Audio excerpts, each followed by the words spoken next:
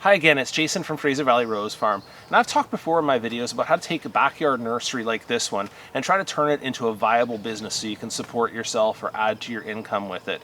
This is a topic that goes along with that. The question of when should you leave your day job to make your side hustle a full-time thing? And I'm struggling with that one myself. So normally my videos are more or less instructional in nature, or maybe the odd opinion. This one's a little different because I don't know the answer to this one. I don't know when is the right time to leave my day job and come and work on the farm full-time. When should I make a go of it?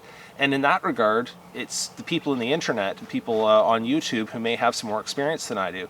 I'm sure I'm not the first person to go through this, whether it's in gardening or farming, or whether it's somebody who wants to start their own restaurant or hair salon. When is the time that you feel comfortable enough that you can make the transition? How much preparation do you have to have done? How much income do you have to have? So I'm going to talk about that today. I'm going to do that while I pot some roses. I'm doing that for two reasons. One, because I have some roses to pot, and number two, it's kind of an old YouTube trick to keep your hands doing something and keep yourself moving so that people have something to watch while you're talking about a topic. These are some David Austin roses that I'm putting into pots, and I'll talk about that as I go. So I actually saw this on one of my YouTube groups recently, that somebody, I was a little jealous actually of the question of somebody saying, I'm doing it, I'm quitting my day job, I'm going to go and make my farm a full-time business. And in that case, I think they were talking about veggie farming, but you know, same thing, same question. You know, when is the right time to quit that job? And I've struggled with that a little bit. I actually took a long transition in my life, moving from retail management in an unrelated field over towards growing plants for a living, and that's what I do in my day job.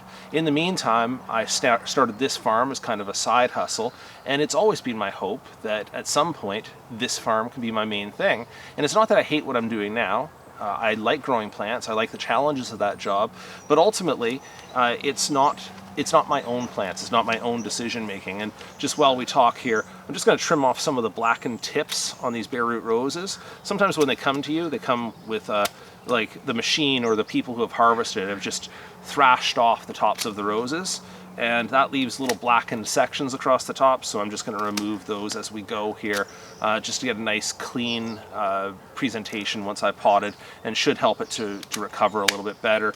I don't do a whole lot of pruning on the root end unless I see that something is broken. So you'll probably see me concentrating on just taking off the tips as I see necessary, but you probably won't see me do too much with the roots of the roses.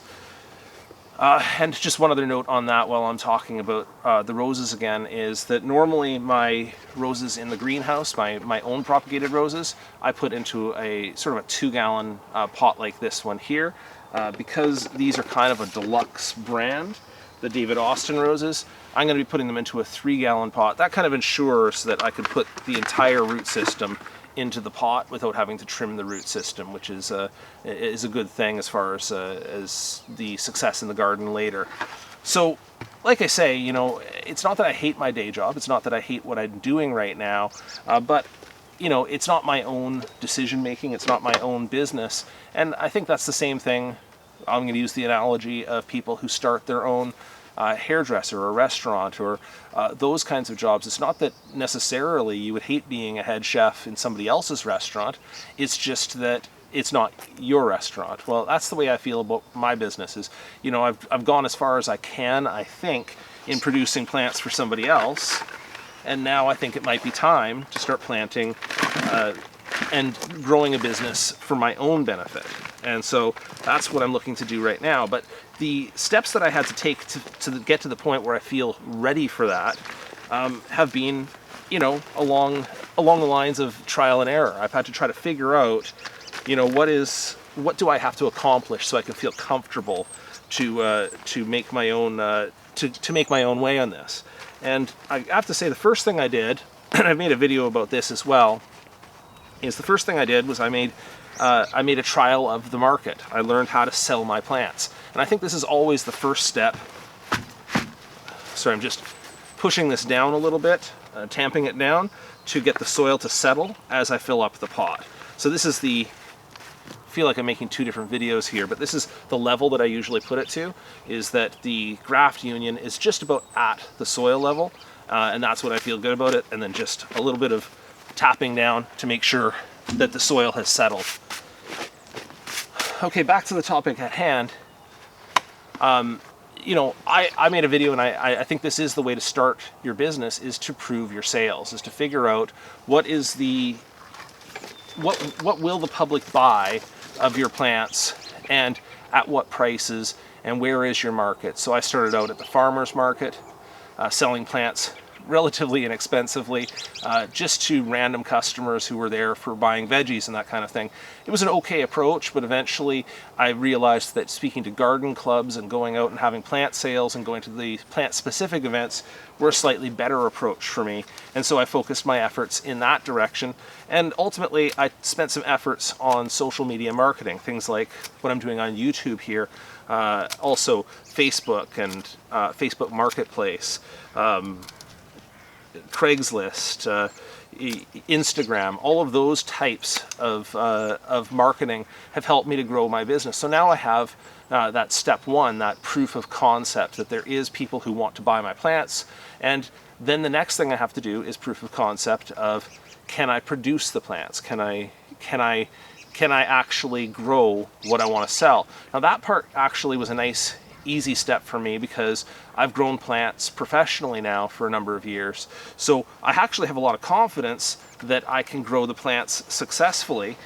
So that part is not something I had to worry about quite so much. But honestly, if you're starting your own business like this, sorry, I've got a crossing branch here I have to take out. If you're starting your own business like this, that's the second thing you'll probably have to prove to yourself, is that you are able to produce the plants. And so you have to learn all the propagation steps and take a couple of crops through their full cycle and make sure you can produce a good quality crop. Get familiar with the challenges that you have. What are the pests? What are the times of year that give you a little bit of quality issues with your plants? That kind of thing. The third thing that I would talk about is then try to fix your processes. So you've taken care of your sales, you've proven your sales, you've proven your plant growing skills. The third thing would be to prove your processes. And by processes here, I mean, if you have, you know, if you're shipping things, if you're shipping plants, like I'm doing a lot of shipping today, and I'll maybe insert a video here, a short clip of our shipping process. But we do a lot of shipping across Canada here, and it's taken a little while for us to figure out what is the right process for that shipping. How do we make that work in our business? And so that took us 2 to 3 years of trialing it. I think we've got it down pretty good now, but obviously we're going to have to continue to improve that process. But even other processes like accounting, you know, figuring out how you maintain your bills and how you're trying to keep track of things. You know, all of the processes around how you manage your greenhouses or your facilities. So those are the 3 steps that I've taken. They aren't necessarily written down anywhere by anybody else as just the steps you would do to prepare yourself. But, you know, again, prove your sales, prove your plant growing skills, prove your processes. Try to get your business sort of under control a little bit before you try to take that final step. But now this is the part that I have the problem with, and it's the part that I have to ask you about, is when is the right time to make that move? I mean, everybody has financial obligations that they have to try to live up to. In my case, you know, I have a couple of kids still living with me. I'd like to be able to contribute to their college. I still have financial obligations to do with the house and farm. So it would be irresponsible of me to not think, or ask the question anyway, what is the right amount of revenue or income that I will need to make this work? Now, I did a video a while back where I talked about how to price your plants. And pricing your plants came down, I gave you a formula in that video where you have to go somewhere above 2 times the cost of the plant, preferably in the plant business in the range of 2.5 to 3 times the cost, the direct cost of your plant, to make sure that you're making money doing that. Using that same kind of formula, or that same kind of thinking, let's say you marked your plants up by 2.5 or 3 times, and you divided that into 3 sections. One part would cover the cost of producing the plant. The second part could cover overhead and other expenses in your business, marketing expenses, and so on. And the third part would be going towards your income. Let's just put it that way as a simplified version of what it would look like.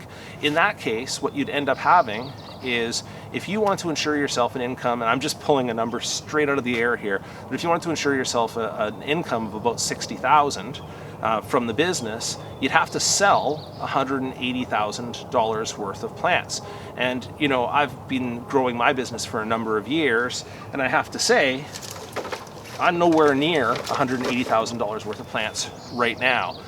It would take me another, well, here's the thing, I'm balancing my time working full-time in a business elsewhere. How do I get to the point where I can feel like I can make this leap of faith, where I can move up from $50,000 worth of sales and push it straight up to $180,000 worth of sales? And the funny bit is that in working at the farmers market, I've run across other growers, especially the veggie growers, who take bigger risks than this all the time. I've seen them, people come into the business like, yeah, just going straight forward. I'm gonna go ahead and develop my farm in 1 year. I don't have to prove my market. I don't have to prove my processes. I don't have to prove that I can grow the things. I'm just going to go straight for it and go for a couple $100,000 worth of produce straight away. And I have to say, I have all the respect in the world for people who jump in like that with both feet. I mean, that's impressive that they're able to do that. I don't have the constitution for it. So for me, I had to move my sales up into that $50,000 range, and now I'm considering what is the next step. And so this is the part I have to ask, other people who have made this leap before. If you've made this leap from your side job or from your main job into your side hustle, how did you evaluate how much money do you need to make, or what's the, if you're at a quarter of what you need, or if you're at half of what you need, how do you have that confidence that you can make that next jump where, if I quit my job today and I went full bore into propagating plants and I went full bore into buying plants, how would I know that there's going to be enough there in my business to support me and my family in a year from now or 2 years from now? How much time do I give myself to do that? So I could use your help on that one. I don't have the answer. I'm just giving you my considerations here. Is first, I prepared my business for it, and now I'm sort of in that spot where I have to wonder, okay, if I gave up the day job and all of its income, what would that leap of faith look like to me? So that's where I'm going to leave you on this. This is one of those videos where I don't have the answer for you. I just can give you the considerations, the questions, and maybe you can join me in the comments below and give me some of your answers, or what you think is the right step, right time to ditch the day job and move into full-time farming or full-time into your side hustle. And I would really appreciate that feedback. Thanks so much for watching.